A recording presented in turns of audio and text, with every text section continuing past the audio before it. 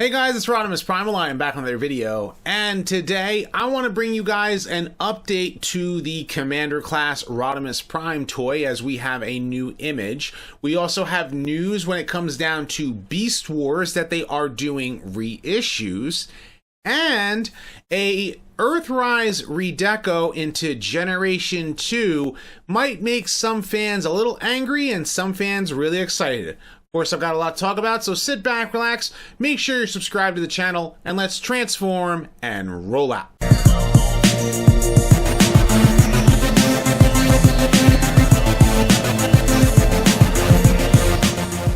Consider supporting the channel on Patreon, becoming a channel member, or purchasing some merch on my Teespring store today. Okay, so the first bit of Transformers news that I want to bring up is a direct image from Takara Tomy. The previous images that we got were from Amazon Japan, and now it is directly from Takara, and they are showing that Rodimus Prime does come with a matrix. And with this high resolution image, you can actually see that it's not the same figure. I know a lot of people have been making this comment quite a bit. They're like, it's just the Studio Series 86 figure with a trailer. No, it's not. It's a brand new mold, but it's using similar tooling, and you can see it just by looking at it. But he comes with the Matrix, does have a blast effect, but what I am still curious about, and I'm hoping that Takara Tomy can do with some more promotional images, is show whether or not he has a Matrix chamber. I'm really hoping that he does have a Matrix chamber somehow, and that would be like the icing on the cake for the figure in general. But you can see the posability in his fingers, and I'm hoping that he can do the this is the end of the road Galvatron. I'm hoping that he is able to do that finger point, just looking at the finger poses. But either way, I'm still excited for this toy. I know some people are like, oh my gosh, it's $80, and I'm like, I get it. Maybe if he was like $60 or something, but I still think this figure is an awesome toy, and I can't wait to get my hands on it and see how well they have done justice to this character. Now, Hasbro is bringing back Beast Wars. Since it is the 25th anniversary, they've decided to reissue Beast Wars figures so far. I guess they're testing the waters by reissuing these four molds: Rat Trap, Cheetor, Optimus Primal, and Megatron, going from right to left here respectively. And taking a look at them, they are not using the 15th anniversary version of the molds, which was what Takara released. I think they did that for the 10th. Trying to remember. It's been it's been a while. I have those molds in particular where they remolded the head, and it has a better smirk for Megatron. It doesn't have like the weird, mutant head, and Optimus Primal has like doesn't have the Optimus face mask. It has like the actual mouth. Whereas this one, this is accurate to the original toys. And the only thing is that looking at Megatron specifically, Megatron's head is not that silver that they used on the original toy. I guess they're going with black, which is not a bad thing because the cartoon used a black helmet instead of silver, I guess to differentiate the characters between Beast Wars Megatron and G1 Megatron. Again, the showrunners did not know the source material, but they eventually sourced it out to learn more about the source material by an individual by the name of Ben Yee, which is by the way, I probably should go back and redo that Beast Wars retrospective series, because there's a lot of information that I want to talk about. But Cheetor in particular, I like this color scheme, this darker blue with the gold arms. In relation to the Kingdom toy, personally speaking, I wish that the Kingdom toy had this dark blue, but you can kind of see like where they got the the inspiration for with the actual mold itself. And, I'm very glad that it's coming with all the classic accessories.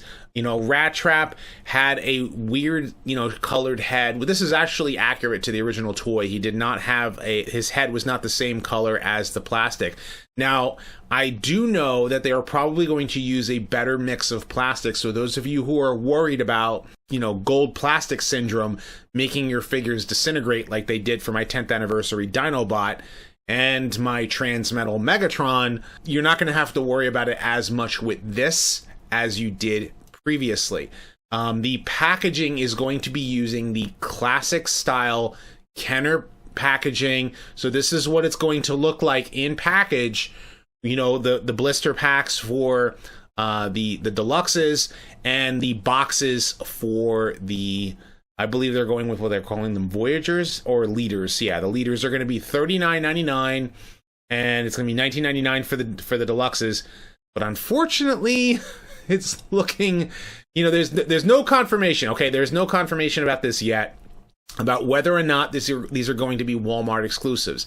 I am hoping that it's not a Walmart exclusive, because it makes it harder for people to get their hands on these figures. It really is. The next toy that I want to talk about is Generation Select's Ramjet. And this is in G2 colors.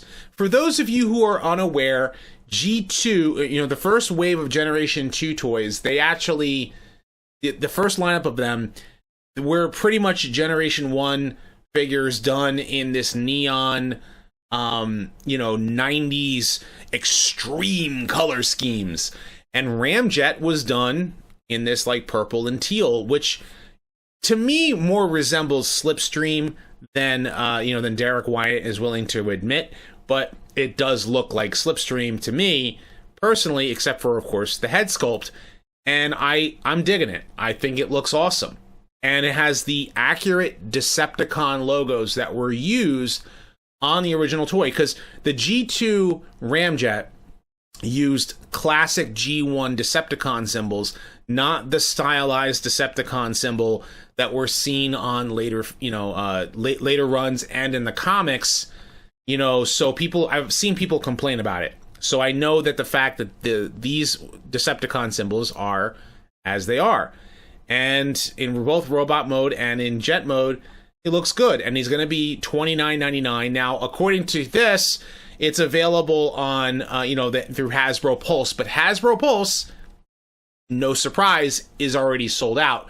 But you can get it through Big Bad Toy Store and Entertainment Earth. I'm going to have an Entertainment Earth link in the description, so you can still get your hands on it. But here's the thing. It's an online exclusive, so you're not going to be able to find it in the stores. Amazon had the G1 Ramjet of this mold as an exclusive along with Dirge. Rust was available at Target. The vintage Beast Wars figures. I'm going to make the complaint again that it's been one too many exclusives, one after the another, and it's really bothersome for a lot of people. And I totally get it.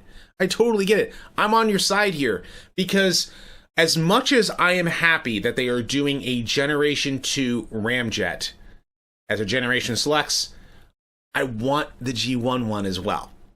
I'm willing to get this G2 Ramjet and call him a different character, but I want the G1 one. I could not get my hands on it. It's sold out too quickly.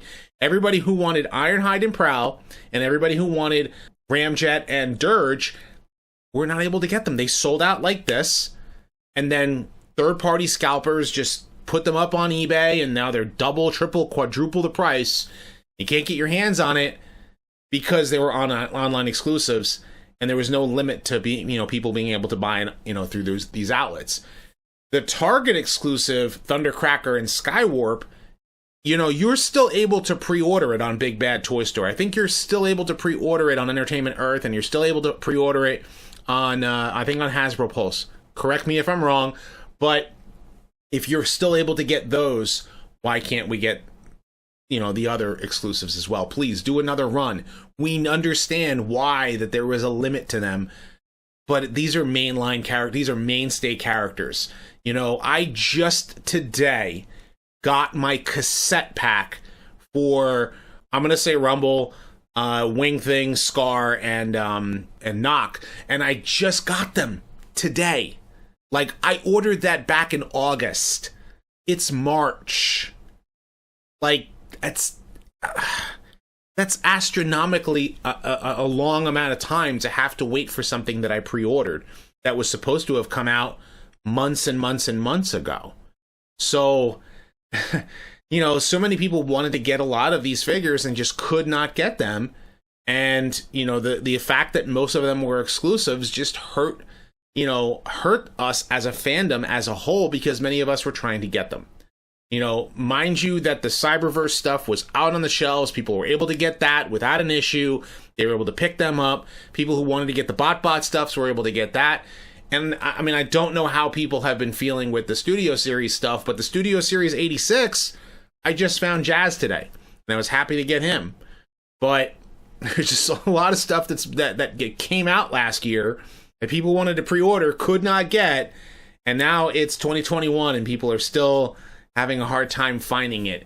And so my long-winded rant is that please do another run of a lot of these figures for Earthrise and the Generation Selects, and just let more people get their hands on it that couldn't do so before because people wanted it.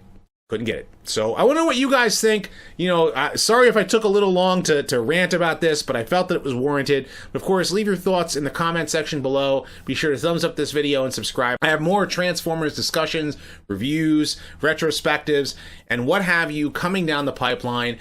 And so stay tuned for all of that. And as always, guys, until next time, till all are one.